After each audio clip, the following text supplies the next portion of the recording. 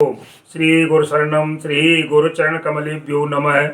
प्रिय मित्रों, आज एक सुंदर प्रसंग है कि जब पांडव वनवास में थे, वनवास जब इनको दिया गया उस समय भीमसेन को बड़ा एक अभिमान हो गया अपने बल का।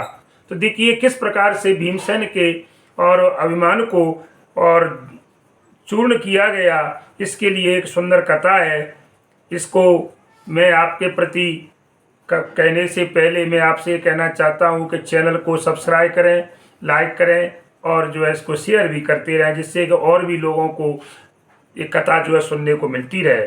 तो सज्जनों, एक समय की बात है कि महाभारत काल में ये कथा आई है कि जब पांडवों को कौरवों के द्वारा, जब दुर्योधन के द्वारा वनवास दिया गया, तो उसमें एक दिन की बात है कि भीमसेन को इतना अभिमान हो गया कि वो अपने पराक्रम में इतना मदमस्त हो गया और मदमस्त होकर के वो जो है वो चला जा रहा था जंगल में। तो उसको एक मार्ग में देखिए, यहाँ पर ये विचित्र घटना घटती है कि उसके अहंकार को किस प्रकार भगवान ने दूर किया।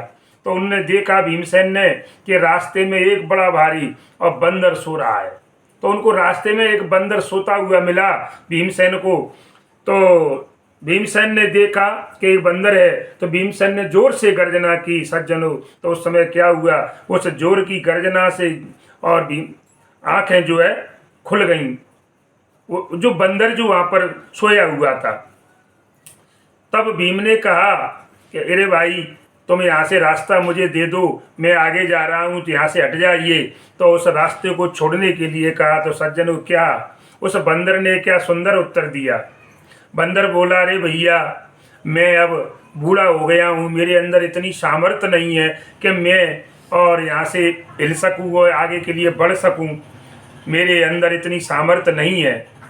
इस एक काम करिए, तुम जाओ और मेरी पूंछ को हटा करके और आगे चले जाइए। तो इस प्रकार से भीमसेन ने बार बार कहा, लेकिन इधर से उन बंदर महोदय के द्वारा वही उत्तर मिला। तो भीमसेन को थोड़ा गुस्सा आया।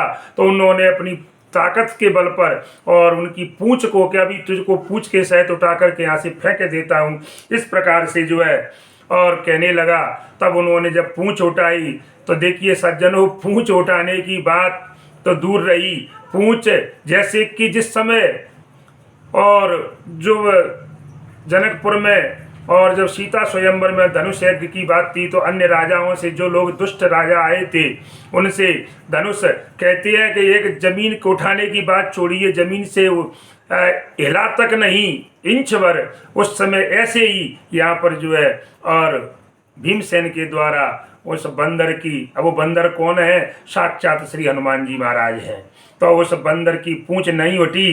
तब देखिए भीमसेन को थोड़ा एहसास हुआ कि सामान्य इस प्रकार का कोई सामान्य बंदर की ये कोई चाल हो नहीं सकती है, तो इसमें कुछ न कुछ गड़बड़ है। और उनको मालूम हुआ कि कोई सामान्य बंदर नहीं है, बल्कि ये तो कोई। तब उन्होंने कहा कि आप देखिए, अपने स्वरूप में आकर के मुझे दर्शन दीजिए। तब हनुमान जी जो है आकर के भैया और अपने उस रूप में आए। उन्होंने जो भीमसेन ने प्रणाम किया और उनसे क्षमा मांगी कि हे स्वामी, मुझसे गलती हो गई।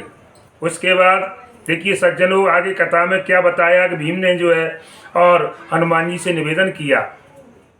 भीमसेन ने हनुमान जी से निवेदन किया कि देखिए, आप उस रूप के दर्शन कराइए जिस रूप से आपने राम रावण युद्ध में जो है और भाग लिया था। राम रावण युद्ध में आपने जिस स्वरूप को धारण किया, जिस रूप से आपने राक्षसों का संहार किया, आप उस रूप के मुझे दर्शन कराइए। तो सज्जनों, हनुमान जी ने कितना सुंदर उत्तर दिया। हनुमान जी बोले, देख भाई भीमसेन, मैं अगर उस रूप में आऊँगा तो मेरा वो रूप बड़ा भयानक है, बड़ा विचित्र है, उसको देखकर और तुम डर जाओगे, इसलिए मैं उस रूप को इस समय धारण नहीं कर सकता। तब भीमसेन ने बड़े गर्व के साथ और कहा कि नहीं, ऐसी कोई बात नहीं है, और बार बार आग्रह किया। तो सज्जनों, उसी समय और हनुमान जी उस विकराल रूप में प्रकट हो गए। तो बताया गया है उसी समय जैसे ही हनुमान जी अपने उस विकराल रूप में, विकट वेश में आए, तो लिख रहे हैं कि उसको उनको देख करके और भीमसेन की आंखें बंद हो गईं। इस प्रकार से वे थर-थर कांपने लगे और शरीर उनका कांपने लगा, हिलने लगा डर की वजह से। तब उन्होंने और मन ही मन हनुमान जी को जो है उनकी महिमा को याद किया, उनकी महिमा को देख करके, और जो उनको गर्व हुआ था कि मैं बलशाली हूँ, तो ये दो चरित्र हनुमान जी के द्वारा दिखाए गए, पूंछ के द्वारा और अपने इस विराट स्वरूप के द्वारा जो राम रावण युद्ध में दिया गया, इसलिए और वो जा करके नतमस्तक हुए, उनके चरणों में गिरे और क्षमा मांगी। इसलिए सज्जनों, इस कथा के माध्यम से हमें ये शिक्षा मिलती है कि हमें कभी भी अभिमान नहीं करना चाहिए, क्योंकि अभिमान का भगवान हरण कर देते हैं, नष्ट कर देते हैं।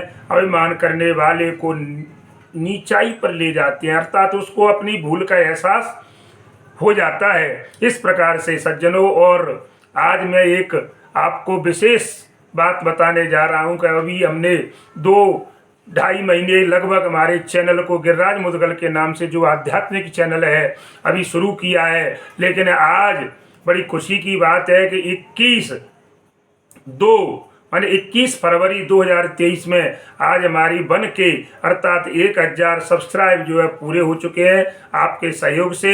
और इसी तरह आप सहयोग करते रहेंगे तो ये आध्यात्मिक चैनल हमारा आगे बढ़ता रहेगा और अच्छी अच्छी जानकारी आप तक पहुंचती रहेंगी, और आप इसी तरह हमें अपना सहयोग, अपना प्यार देते रहें, जिससे कि हम आपके प्रति और जितनी हमारी हैसियत, हमारे अंदर जितनी काबिलियत है, उससे अधिक खोज करके आपके पास अच्छी अच्छी बातें पहुंचाते रहेंगे। इसी के साथ जय श्री राम, जय हनुमान।